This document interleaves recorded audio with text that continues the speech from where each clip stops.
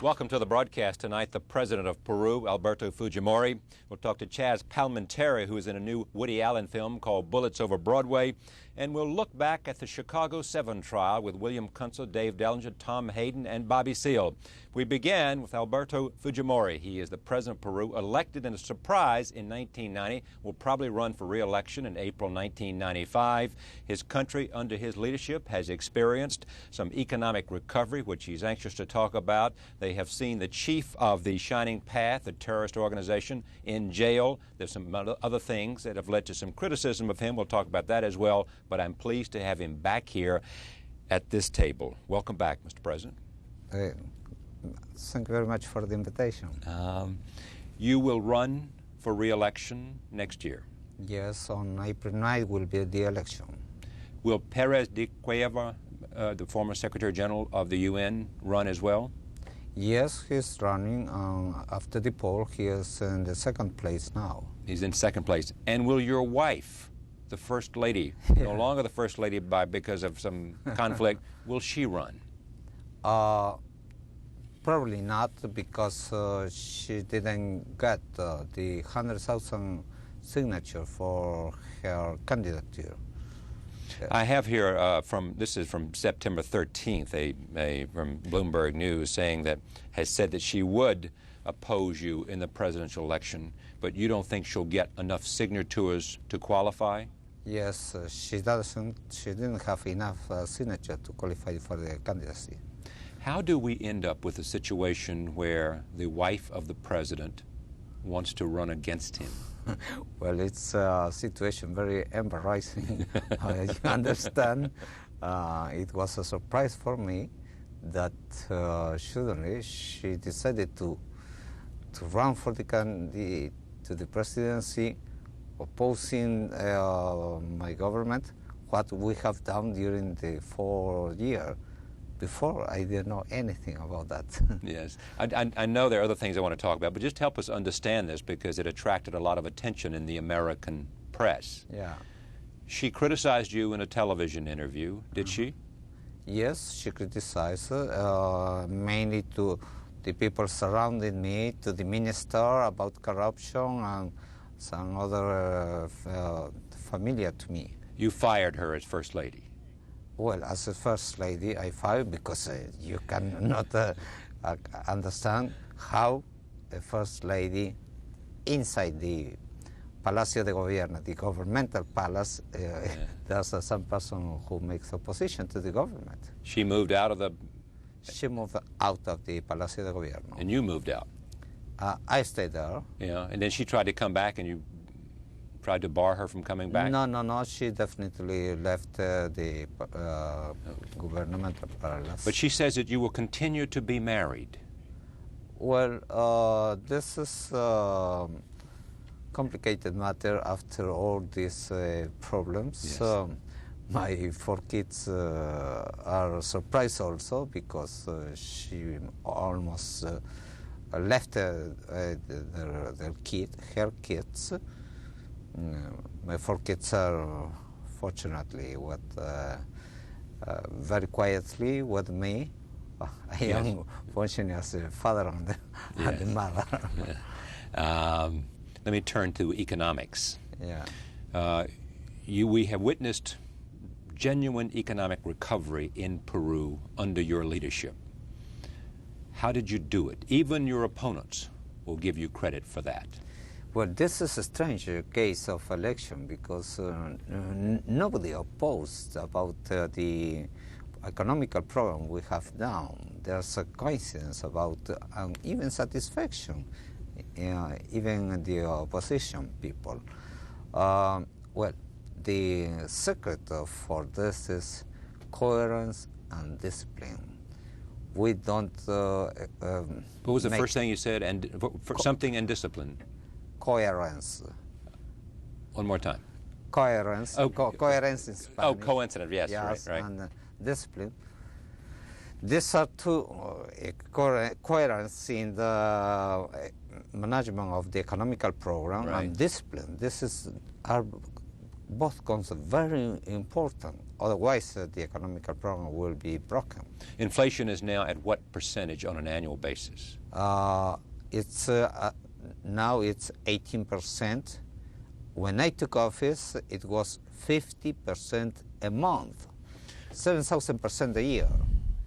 The last time I interviewed you, most of our interview was about whether democracy would return to Peru. Has it? You can see that democracy is being reestablished really, authentically. Before we didn't have the kind of democracy everybody, you American, me Peruvian, think about. Because the democracy has the menace of the terrorist group, two terrorist groups. And the state didn't function against this terrorist group. If I couldn't take the measure I took on April 1992, we couldn't think about the election next year, probably. If you had not, in a sense, declared martial law, so to speak, or disbanded the legislature, you would not have been able to have an election in 1995. Right. You had to take drastic measures, is your point. Yeah. Did you break the back of the Shining Path? Shining Path, there were two terrorist groups in Peru, the Tupac Amaru movement, right, and the Shining Path. The first one is almost finished, as I promised to the people, and the second one, the Shining Path, will sure be beaten before the end of my term. And this is a big success because we have done this just in a short time, 2 years and a half. What will you do to those farmers who have been growing the cocoa plant in order to get them to do something else? There's a strategy that we would like to explain to the consumer countries. Because Peru doesn't get much money from the Coca business. The peasants are very poor. They don't get the money that it's supposed to be. And the strategy is that the poor people that goes to the coca production try to avoid that they go there by developing this region, and mainly the Andean region, the highland.